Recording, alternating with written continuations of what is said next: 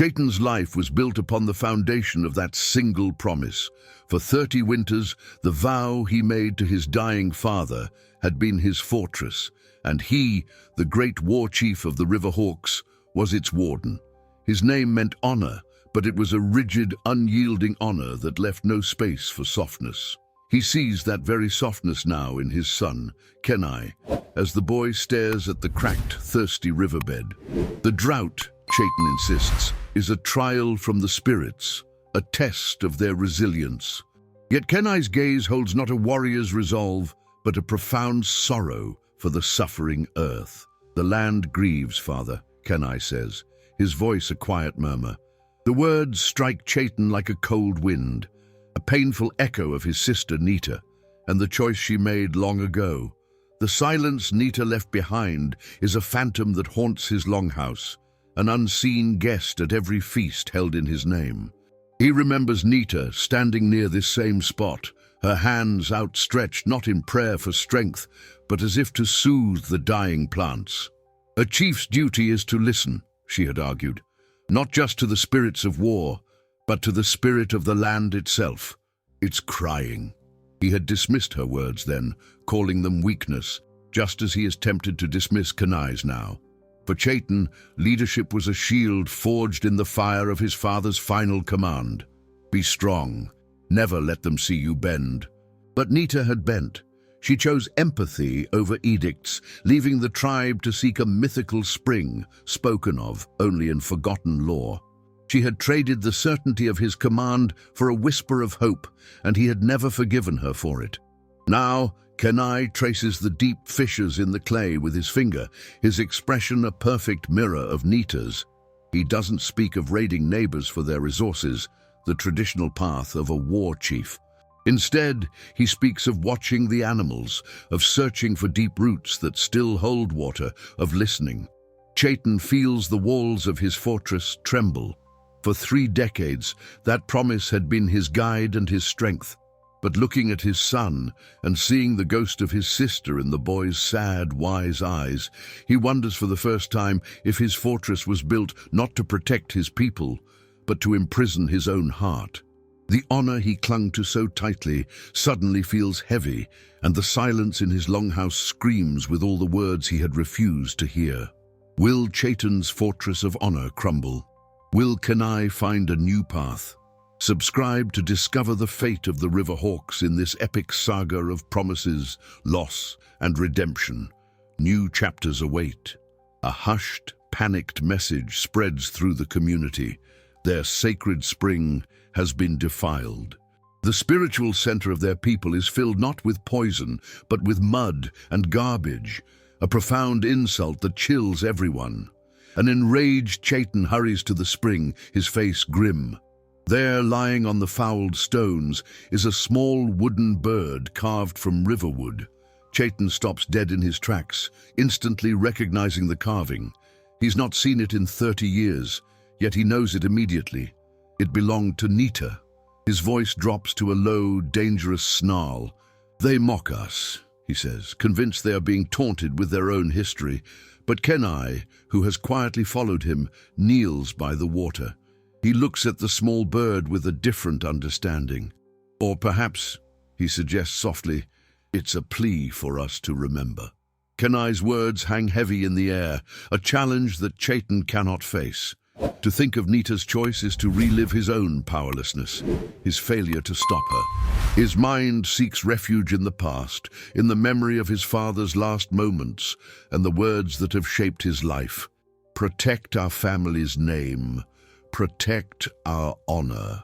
This was a sacred duty, a promise accepted with a heavy heart. Now, this small wooden bird feels like a test of that very vow. In the main longhouse, the air is thick with the scent of ceremonial smoke. A rival warrior, Hakan, stokes the tribe's anger, his voice booming with talk of revenge and the weakness of their enemies. Hakan's conviction shores up Chaitan's own wavering resolve. He holds the wooden bird high for all to see. "This is not a message of peace," he proclaims, his voice ringing with the authority of a chief. "It is a challenge, and we will answer it." He announces a series of raids, a fierce contest to prove the Riverhawks have not forgotten their strength. As the words leave his lips, he refuses to look at his son. Chaitan leads his warriors in a new kind of warfare, one that surprises Hakan and the others. Instead of engaging in physical combat, they wage a battle of intimidation.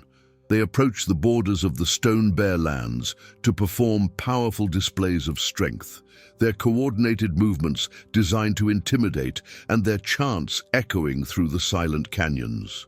The warriors disrupt traditional hunting routes and build bold markers on disputed ground, a clear challenge to their rivals. However, the Stone Bears do not respond. An eerie silence is their only answer. This calculated absence feels more powerful and unnerving than any direct confrontation. For Chaitan's warriors, the victories feel empty and meaningless. Around the campfire, Hakan expresses their collective frustration, calling it a child's game and insisting that their enemy's silence is laughing at them. Chaitan feels this unease just as deeply. The void, left by his opponent's inaction, gnaws at his confidence, compelling him to push his warriors, and especially his son, even harder. He desperately needs a reaction, any sign that would prove his strategy is working and that he remains in control. Driven by frustration, Chaitan leads a small, swift group deep into the territory of the Stone Bear clan, determined to force a confrontation. He finds his target near a high ridge, the Stone Bear war chief, Makya. The two leaders and their men stand opposite each other, the air heavy with an unspoken history. No weapons are drawn, but their bodies are tense and their stares are hard. This is the final move in Chaitan's game. He stalks forward until he is face to face with Makya, his expression a mask of cold fury. He raises his ceremonial staff, not to land a physical blow, but a symbolic one meant to shatter Makya's dignity before his people. He is ready to bring it down, to finally silence the memory of his sister. But as he looks into his enemy's eyes, the man does not flinch. Instead, a look of profound sadness crosses the chief's face. He speaks a single quiet word that cuts through Chaitan's rage like a knife. Nita. The name is spoken, and it is as if a spell has been cast over the tense clearing. All sound fades, and Chaitan's world narrows to the space between him and the other man. His heavy war staff, raised just a moment before to deliver a killing blow, freezes in his grip. The world seems to tilt, dizzying him. For 30 years, his imagination had painted the portrait of a monster, a cruel beast who had ripped his sister from their family. But the creature of his nightmares is not here. In his place stands an ordinary man, with tired lines etched around his eyes. A man who says Nita's name not with the arrogance of a captor, but with a profound and aching sadness that mirrors a pain Chaitan knows all too well. The strength floods out of Chaitan's body, leaving him feeling hollow and weak. The staff suddenly feels impossibly heavy, an anchor pulling him down into a sea of confusion. He lowers his arm, the will to fight completely extinguished. This was not the righteous confrontation he had envisioned for decades. This was not the closure he had promised himself. Without a single word, he turns his back on the man and on a lifetime of focused hatred. He walks away, his stiff posture a clear signal to his followers that the encounter is over. His warriors stare, their minds struggling to process what they have just witnessed. They had followed their chief, ready for a moment of violent justice. They were prepared for a battle cry, for the clash of weapons, for a victory that would be sung about for generations. Instead, they are met with silence and a sudden, inexplicable retreat. Hakan, however, watches the scene with sharp, predatory eyes. He does not see wisdom or a hidden strategy in his chief's withdrawal. He sees weakness. He sees a leader whose legendary resolve has just shattered like brittle stone. This is the opportunity he has been patiently waiting for. He leans closer to the warrior beside him, his voice a low, conspiratorial whisper. He has lost his nerve. The words are barely audible, but they carry immense weight, a seed of doubt planted carefully in the fertile ground of confusion. Chaitan does not hear him. He is already a world away, walking through the familiar paths of his village as if he were a ghost. He returns to his longhouse, but the great hall that once represented his power now feels empty and cold. The suffocating silence presses in on him. Everything he was, the avenging brother, the unbending chief, is beginning to unravel. For decades, he had believed his family's wound was caused by an enemy. Now, in the crushing quiet, he begins to understand that the deepest cut was the one his own obsession had inflicted. A wound hidden for so long that only now, finally, is it beginning to bleed. Chaitan sits in darkness when Kenai enters the room. The faint glow from the central fire casts long, shifting shadows upon the walls. When Kenai sees the raw pain etched on his father's face, he knows this is the moment for the truth. He believes it is the only thing that might heal their fractured land. His voice is steady, despite his fear, as he begins to speak. He tells his father that for many moons he has been meeting with someone in secret. Chaitan's head snaps up at the confession, his eyes narrowing. For him, it feels like another secret, another betrayal. Kenai confirms his father's unspoken fear. He has been meeting with a stone bear. The words hang in the silent room like heavy stones. In a dangerously low voice, Chaitan asks why. Kenai's answer is simple. He sought to talk of peace and find a way out of the endless conflict. The explanation does not soften Chaitan. His brief moment of vulnerability disappears, and his heart hardens once more. He demands to know the woman's name. Kenai takes a deep breath before revealing it. Tala. The name Tala registers as just a sound to Chaitan, another meaningless piece in a puzzle that has grown far beyond his comprehension. He is lost, but his son Kenai presses on, determined to make him understand. Tala is the one who carved the bird, father, Kenai says, his voice steady. She learned the skill from her mother. At this, a cold dread begins to creep up Chaitan's spine, a slow-moving poison. Her mother, he repeats, the words a faint whisper barely disturbing the air between them. Kenai gives a solemn nod. A profound sadness fills his eyes, a clear reflection of the heavy burden he carries and the pain he is about to inflict. He knows this revelation will change everything. Tala is the daughter of Makya and Nita. The world doesn't just tilt for Chaitan. It shatters into countless irreparable fragments. Nita, his own sister. The realization crashes over him with the force of a tidal wave. The enemy his son has been secretly meeting is his niece. She is his own blood.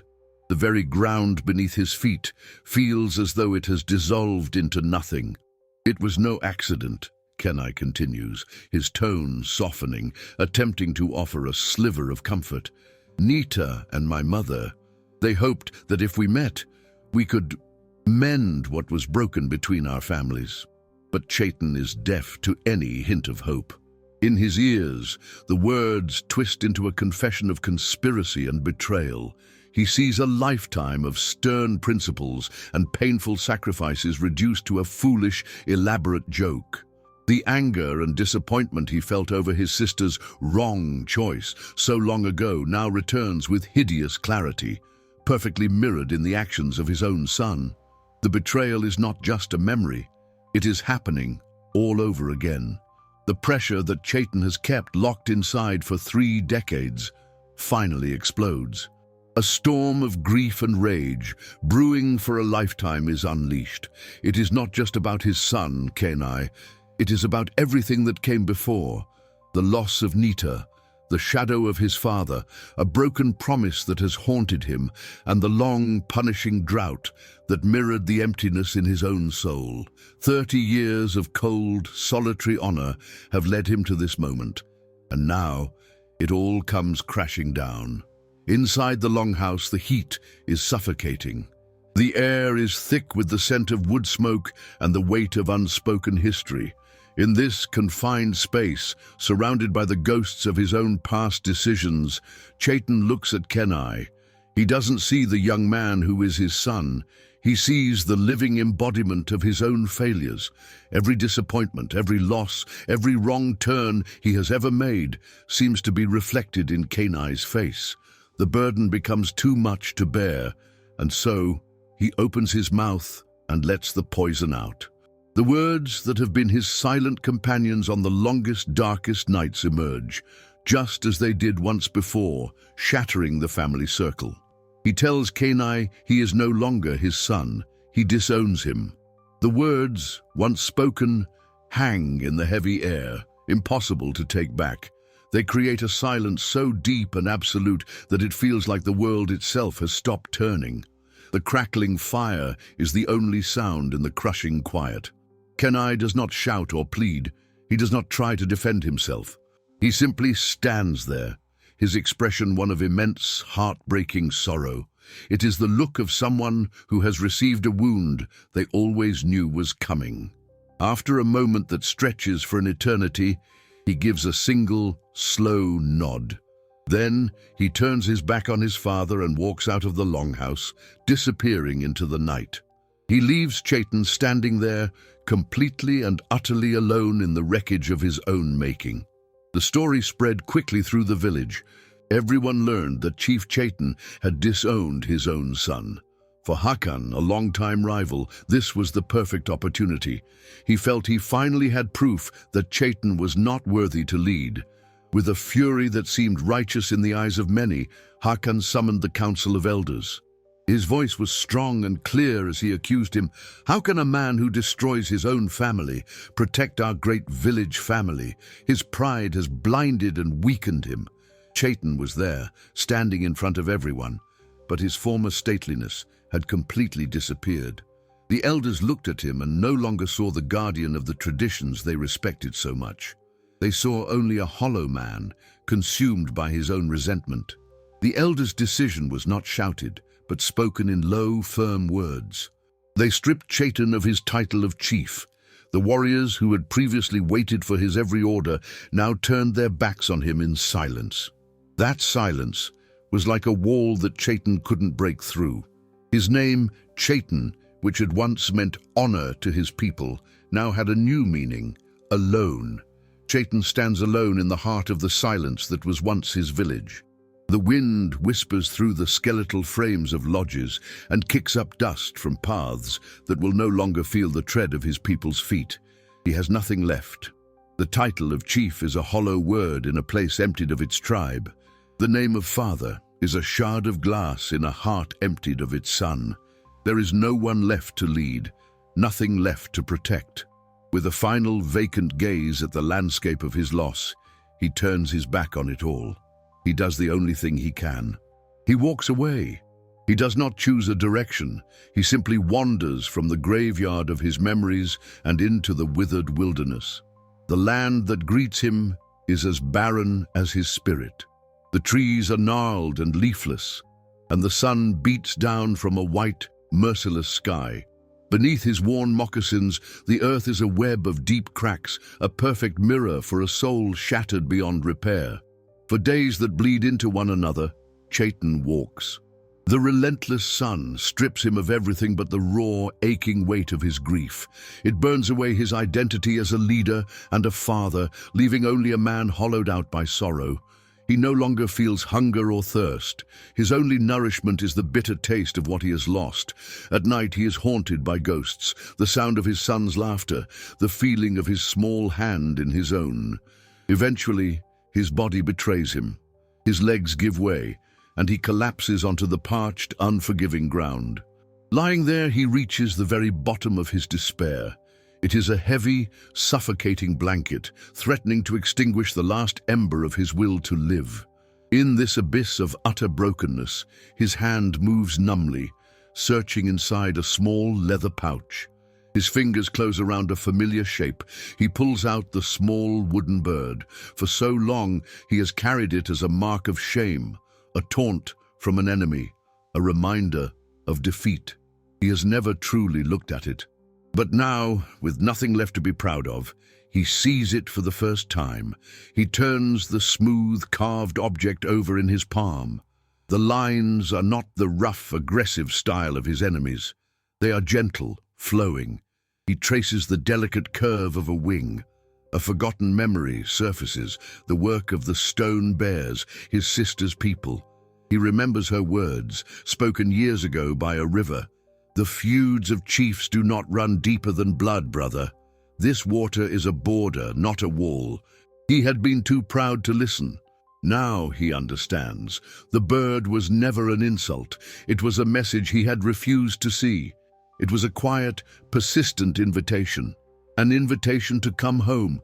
This realization brings not a surge of strength, but something more precious. A direction, a fragile hope, born not of pride but of complete desolation, stirs within him. With slow movements, he pushes himself to his feet. His gaze is no longer fixed on the ground but looks toward the horizon. He knows where he must go. He turns his feet toward the great river that marks the border. When he reaches its banks, he wades in without hesitation.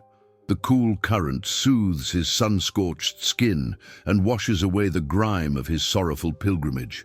He emerges, dripping and exhausted, onto the far shore. He has crossed over. Before him lies the land of the stone bears. He is no longer a man defined by what he has lost, but a man taking a first, tentative step toward what might yet be found.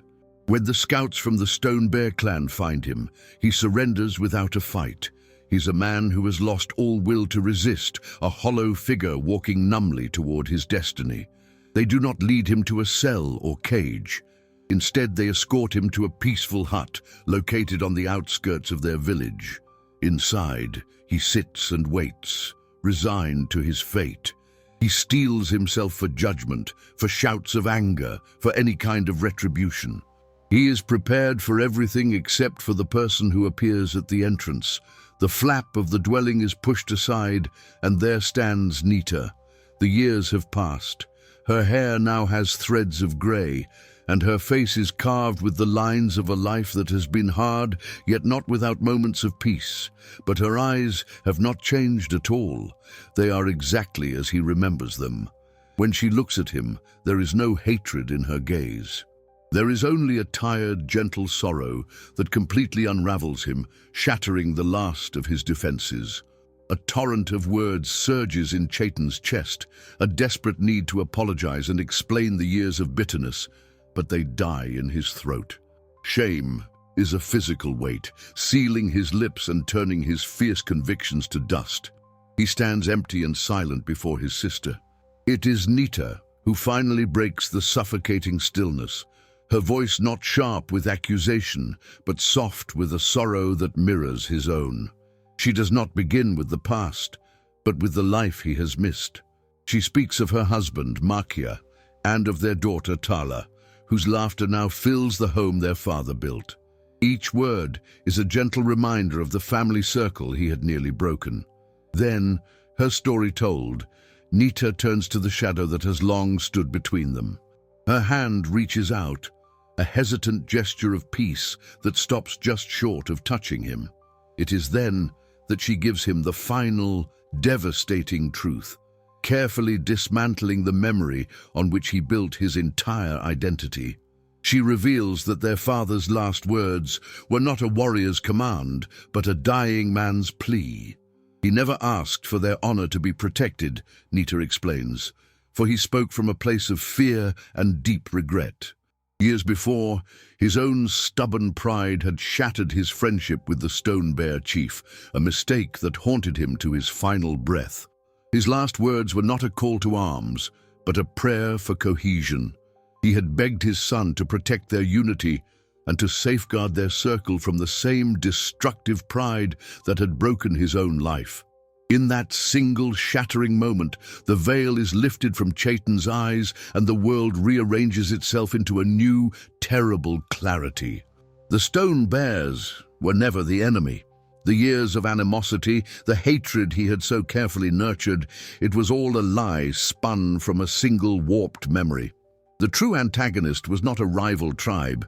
It was the echo of his own youthful grief, the arrogance of a boy who believed he understood a man's final wish. The war he had waged for so long had been against a ghost of his own creation. Suddenly, the powerful beat of drums rolls in from across the river, shattering the quiet. Hakan has arrived. He and his River Hawk warriors stand at the edge of the Stone Bear village, their expressions serious and threatening. Hakan's eyes find Chaitan, and his voice rings out with a proposal. He reminds Chaitan of everything he has lost: his son, his leadership, and his honor. Hakan urges him to join their fight, to take back what was stolen and have the last say in the conflict. The choice is clear: revenge or forgiveness. Chaitan looks at Hakan's angry, demanding face, then turns his gaze to the people beside him. He sees his sister, his son Kenai, and his niece Tala. In them, he doesn't see tools for war, but a family. With his decision made, he walks forward. He passes by Hakan and his warriors, making his way to the center of the clearing. He stops and turns, not to face the warriors, but to face his sister. As both tribes watch in silence, Chaitan slowly lowers himself to his knees. His voice, heavy with the sorrow of 30 long years, breaks the silence. "My sister," he begins, "can you forgive me?" The powerful plea hangs in the air, achieving what no battle cry ever could. It brings an abrupt and profound silence, causing the relentless war drums to cease their beat. For a moment, no one moves. Hakan, chief of the River Hawks, can only stare at Chaitan, the leader of the Stone Bears. In his mind, this open display of emotion is nothing but a sign of weakness, a shameful surrender. He cannot comprehend how giving up one's pride could be seen as anything other than defeat. However, the warriors from both tribes perceive the situation differently. They slowly lower their weapons, their expressions shifting from aggression to confusion and then to a quiet awe. They have been raised on stories of brave charges and glorious victories, but they have never witnessed a courage like this. They see a strength in Chaitan's vulnerability that is more commanding than any show of force. Breaking the stillness, Kenai steps forward. He moves to his father's side and places a firm, reassuring hand on his shoulder. It is a simple gesture, but it speaks volumes. He stands with his father, not as a warrior following a chief, but as a son supporting his family. In that quiet, shared moment, the fierce loyalties that defined them begin to fade. The line between River Hawk and Stone Bear blurs until it disappears completely. They are no longer enemies on a battlefield. They are simply people brought together as witnesses to a family's brave attempt to mend its own broken heart. Chaitan slowly rises to his feet. As he stands, he feels a great weight lift from him. He is no longer Chaitan, the fearsome chief of the Stone Bears. He is a brother, a father, and a grandfather. He looks around at the faces, both familiar and foreign, and sees not rivals, but individuals. At that very moment, as if in response to this profound shift, a soft rain begins to fall. It is the first rain in a very long time, gently washing the land and cleansing the tense air. Chaitan understands what he has done. He has traded his crown of stone, his symbol of unbending authority, for something infinitely more precious: a second chance. He now has the opportunity to build a new legacy, one founded not on honor won in battle, but on the enduring power of love.